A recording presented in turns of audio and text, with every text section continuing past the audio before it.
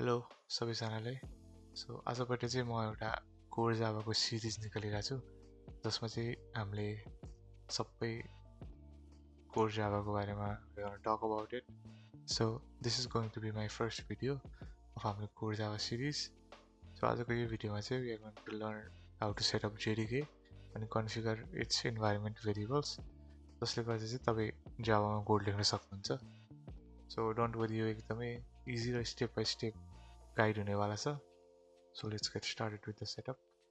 So फर्स्टमा हामी ओरेकलको official वेबसाइटमा जानुपर्ने हुन्छ अनि त्यहाँबाट चाहिँ हामीले जेडीके इन्स्टल गर्नुपर्ने हुन्छ।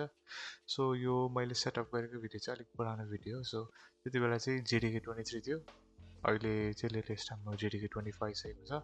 So the setup process is pretty much सेमै गर्नुपर्ने हुन्छ, तर instead of JDK 23 which I have used in this video, तपाईँहरूले चाहिँ अहिलेको लेटेस्ट जेडीके 20 को इन्स्टल गर्नुपर्ने हुन्छ। स्टेप्स चाहिँ सबै नै एउटै हुन्छ।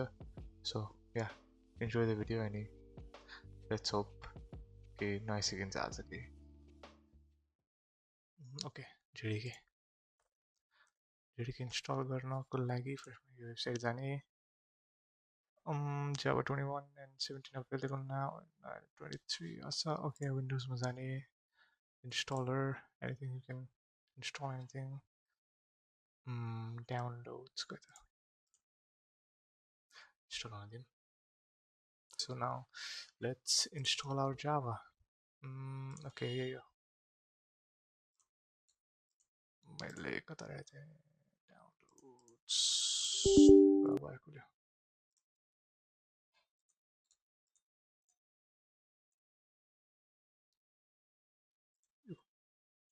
सो यस्तो स्क्रिन आउँछ, इन्स्टल गर्नु त आउँछ नि होला सबलाई। नेक्स्ट गर्ने कहाँ हाल्ने थियो भन्दाखेरि म चाहिँ जीमा हाल्छु। जीको जावा भन्ने फोल्डरमा हाल्छु है त म, JAVAमा हाल्छु।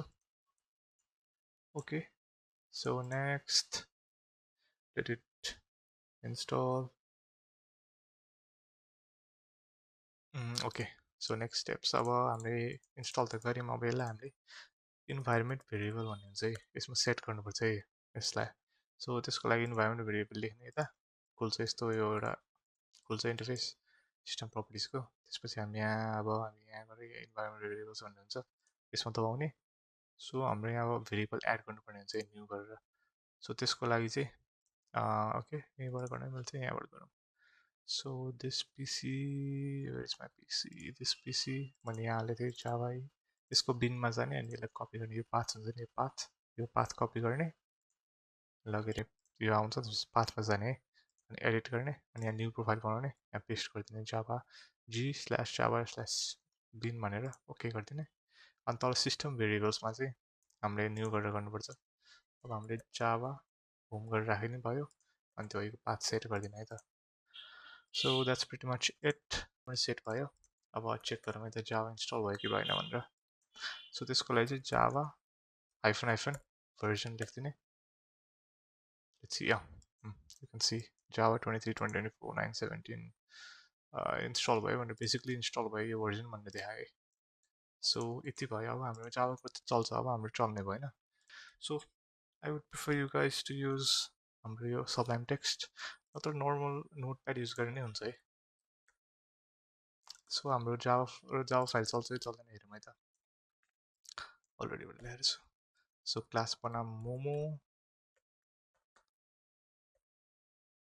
अनि as I said public static void main, यो चाहिँ भन्न नबिर्सिउँ है बिहान बिहान उठेर, बिर्सिन्छ फेरि। सो म यसको एक एकवटा सिग्निफिकेन्स पनि भनिदिन्छु पछि, हाम्रो अपकमिङ भिडियो हुने नै वाला छ। यो पब्लिक स्ट्याटिक भोइड मेन भनेको के हो भन्दाखेरि पब्लिक भनेको हाम्रो एक्सेस मोडिफायर भयो, स्ट्याटिकको छुट्टै कहानी छ, भोइड भनेको हाम्रो रिटर्न टाइप भयो, मेन भनेको हाम्रो मेन मेथड भयो। अहिलेको लागि त्यति बुझौँ। कसरी एक्सेस लिने यो त छोडी अहिलेको लागि स्ट्याटिक भनेर याद गरौँ। भोइड भने चाहिँ हाम्रो रिटर्न टाइप हुन्छ नि, रिटर्न गर्छौँ नि हामीले। सपोज रिटर्न के, अब त्यहाँ हामीले रिटर्न 3 बुलसेट, रिटर्न ए त्यस्तो गर्न मिल्छ क्या। सो त्यसको लागि चाहिँ अहिले यो चिन्ता नलिनु, यो हाम्रो अपकमिङ भिडियोमा यो गर्ने वाला छ भने। सो अहिलेको लागि चाहिँ पब्लिक स्ट्याटिक भोइड मेन चल्छ कि चल्दैन भनेर हेरौँ न योपालि। अहिलेको लागि चाहिँ प्रिन्ट एलएन कुन मोमो त हाम्रो बफ मोमो है त, I love buff momos. So यसलाई हामी सेभ गरौँ हाम्रो डेस्कटपमा जावामा। अब यहाँ हेरेँ फाइल नेम चाहिँ हाम्रो यो मेन मेथड जुन क्लासमा छ नि त्यसको नाम हुनुपर्छ है। सेभ।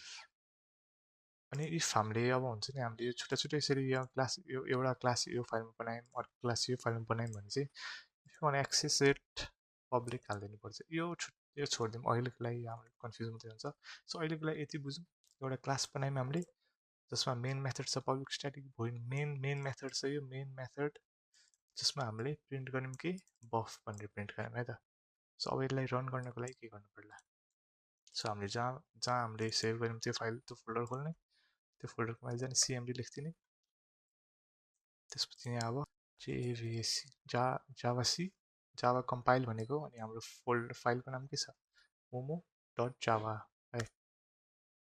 कम्पाइल भयो नो एरर्स। अब हामीले त्यसलाई रन गर्नको लागि जावा मोमो लेख्दै पुग्यो। हामीले के लेखाइदिउँ बफ आयो बफ। ओके सो यो थियो हाम्रो बेसिक प्रोग्राम्स होइन। This is how it runs. त्यो कम्पाइल गर्दाखेरि एउटा क्लास फाइल बनाइन्छ बाइट त्यो त्यसको लागि पनि म एउटा छुट्टै भिडियो बनाउनेवाला छु जेभिएम जेडिके जिआरई। त्यसमा म पुरै फिगरेटिभली नै देखाइदिउँला कसरी रन हुन्छ फ्लो नै देखाइदिउँला क्या work flow how does the program work भनेर। अहिलेको लागि चिन्ता नगर्नु अहिलेको लागि हाउ टु इन्स्टल जावा बिस्तारै बिस्तारै हामी डिप कन्सेप्टमा जाने नै वाला छौँ। So okay thank you guys आजको लागि यति नै। Get you on the next one.